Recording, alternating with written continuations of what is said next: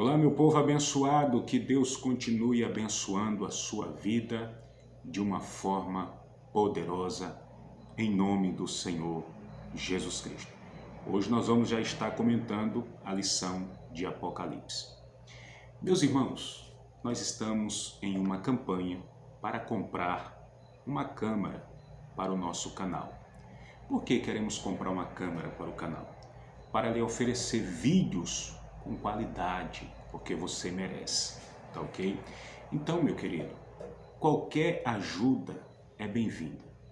Para isso, eu vou deixar o Pix e a conta da Caixa Econômica na descrição desse vídeo. No que você nos puder ajudar, é bem-vindo. Seja R$1, seja R$2, seja 5, seja 10, enfim, tudo será bem-vindo. O que vale é a boa intenção, tá ok? Eu também quero aqui agradecer a você que se inscreveu no nosso canal. E você que está aqui pela primeira vez que não nos conhece, eu quero me apresentar a você. Eu sou Luciano Alves, nós somos pastores aqui, dirigente na cidade de Pugmil. Pugmil pertence ao estado do Tocantins. Pertencemos ao Ministério de Madureira, onde nossos pastores presidente é o pastor Silvano Cardoso e a sua muito digna esposa, a pastora Maria Ibanilza, aos quais deixo aqui meu abraço e minha consideração sempre. Quero fazer um pedido a você, se inscreva no nosso canal. Ative também o sininho de notificação e compartilhe com as pessoas do seu círculo de amizade, tá ok? Bom, sem mais delongas, hoje nós vamos estar comentando a lição, a primeira lição desse segundo trimestre, que será ministrada no dia 3 de abril. E o comentarista dessa lição é o pastor William Barros, ele que vai estar comentando esta lição. Esta lição 1 é Apocalipse, o livro da revelação, certo? É a lição 1. E os textos de referência para você estar estudando aí na sua casa está em Apocalipse, capítulo 1, versículo 1 ao 4, tá ok? Para você dar uma estudada. Como sempre, nós citamos aqui o nosso ponto introdutório. Então, nesta lição, conforme o comentarista fala, nós vamos estar abordando, vamos estar estudando de forma panorâmica, ou seja, de uma forma abrangente, os assuntos concernentes a esta lição, certo? Então, o comentarista, ele vai abordar também a necessidade de cada irmão no que tange a vigilância, a santidade e a perseverança na palavra de Deus. São aspectos muito importantes para quem quer morar com Jesus. A palavra Apocalipse significa revelar, descobrir ou tirar o véu que oculta algo para que se possa ver. Em resumo, isso é o que significa. João registra em Apocalipse capítulo 1, versículo 1, que a revelação começa em Deus. Deus é o fundamento e a fonte de toda a verdade. Então, Deus, ele dá esta revelação a Jesus Cristo. E o Senhor Jesus Cristo, ele enviou estas verdades que deseja revelar aos homens através de seu anjo. E este manifestou a pessoa de João na ilha de Patmos, ok? O primeiro tópico: por que estudar o Apocalipse? Por que nós temos que estudar o Apocalipse? Bom, nós temos que estudar o Apocalipse para compreender e entender o que está acontecendo, ok? E o que vai acontecer ainda. Esse é o motivo de estudar Apocalipse. Mas por que? Você pode me perguntar, por que eu tenho que estudar Apocalipse? Bom, para nos prevenir contra as seitas e heresia. 2, para estarmos atentos no que diz respeito à santidade, né?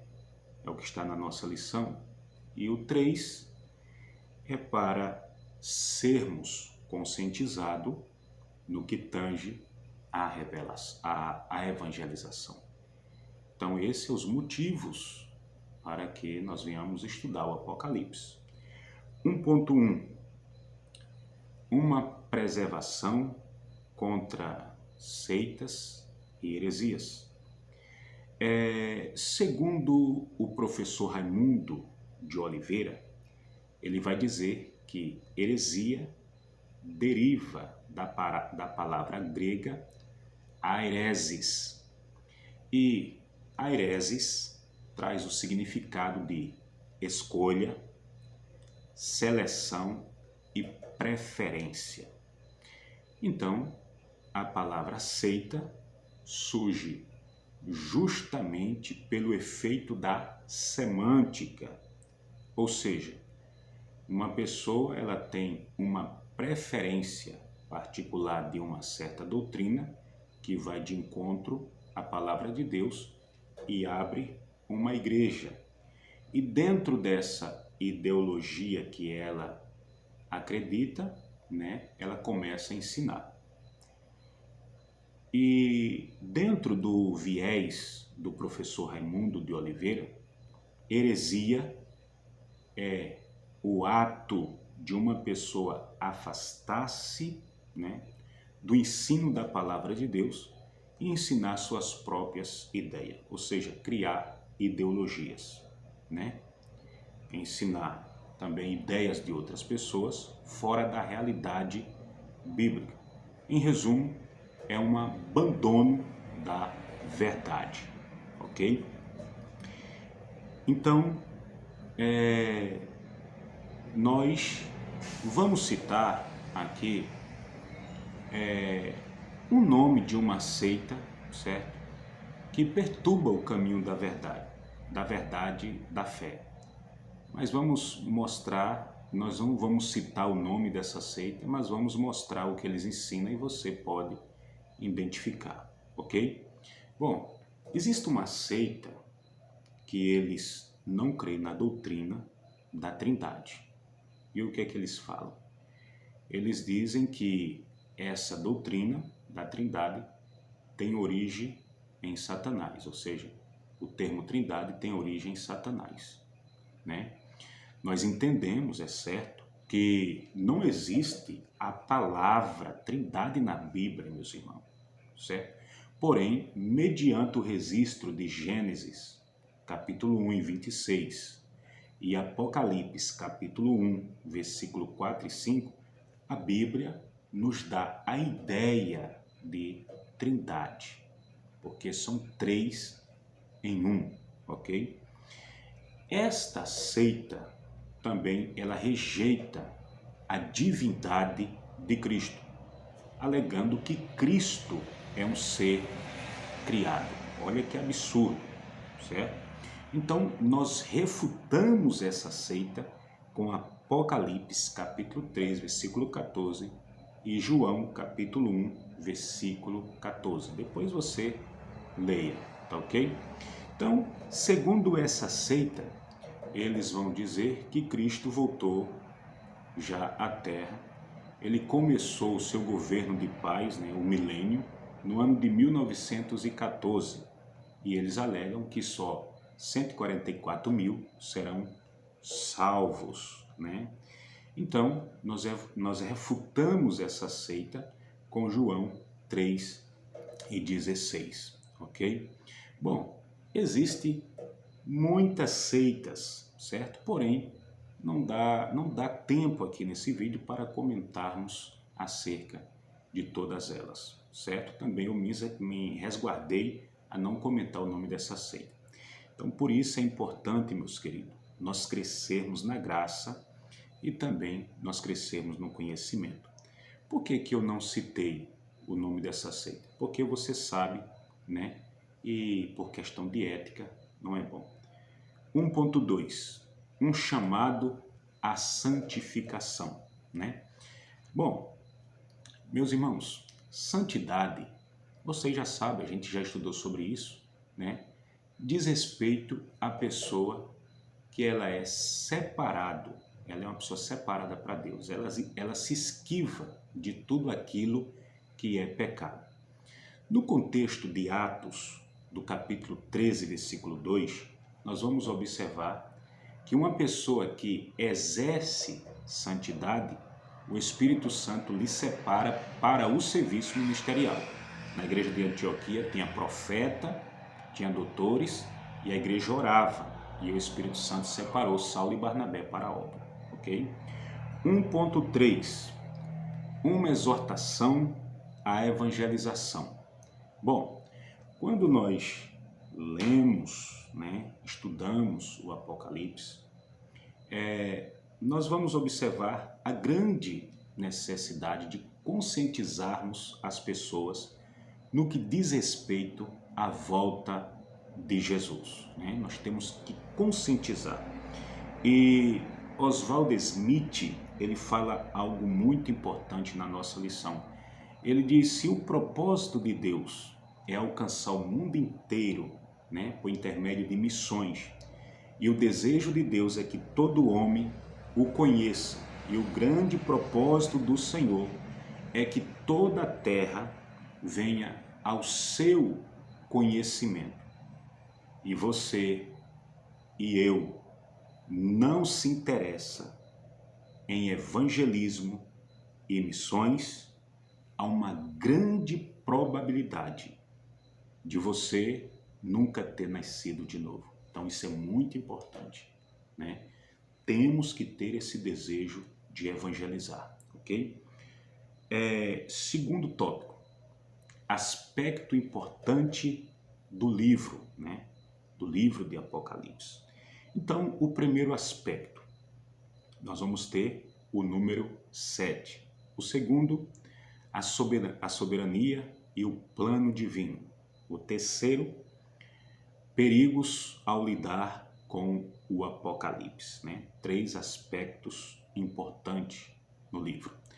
Então, um dos aspectos registrado por João em Apocalipse capítulo 1 e o versículo 3 é a tríplice bem-aventurança, ou seja, é bem-aventurado aquele que lê, que ouve as profecias do livro, né?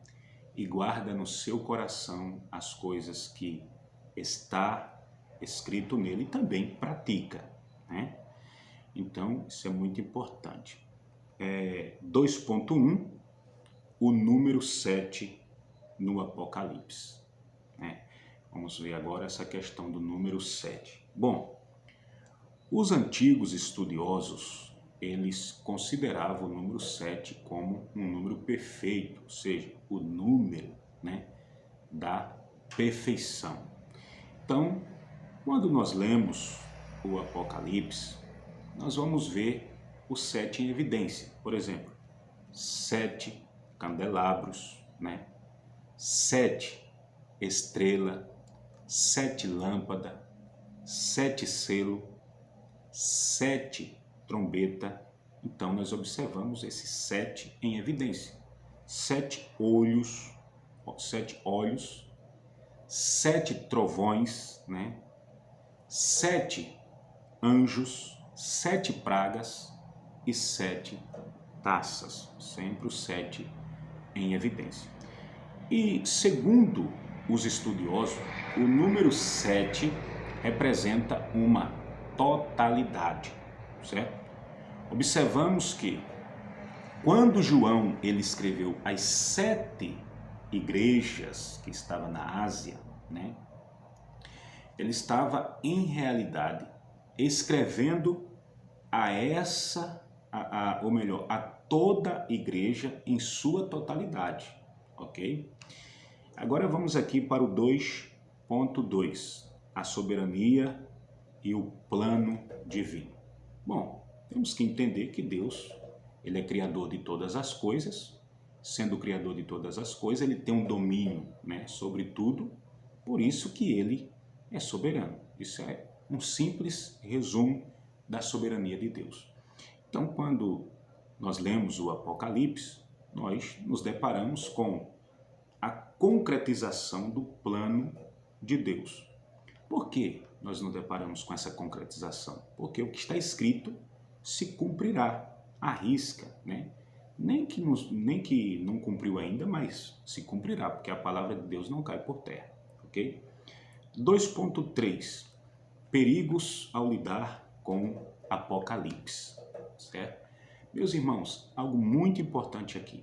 Bom, nunca podemos estudar a Bíblia Sagrada criando particularidades de interpretação ao nosso bel prazer. Não podemos fazer isso, tá ok? O comentarista, ele nos dá um norte. Ele diz que nós temos que estudar o Apocalipse do Antigo Testamento. Que Apocalipse do Antigo Testamento é esse? É o livro de Daniel. Temos que estudar o livro de Daniel, certo? Temos que estudar também o livro do profeta Ezequiel, que acabamos de estudar, né? Temos que estudar Malaquias, nós temos que estudar Jeremias, Zacarias, Sofonias, 1ª e 2ª Tessalonicense, ok? O sermão profético de Jesus em Mateus capítulo 24 e a primeira carta do apóstolo Paulo à igreja de Corinto no capítulo 15. Essa é uma recomendação do comentarista, ok? Então, esse método de ensino, ele, digamos assim, é um método sistematizado que vai nos ajudar muito. Porém, não podemos ter preguiça para estudar, porque requer tempo, meus irmãos. Requer muita dedicação, ok? Então, quando você não encontrar uma resposta na Bíblia sobre um assunto complexo, né, que você está estudando, então não entre por um caminho de achismo, dizendo, eu acho. Não entre por esse caminho. Não entre por um caminho especulativo, ok? Então o que você faz? É melhor você se calar, né?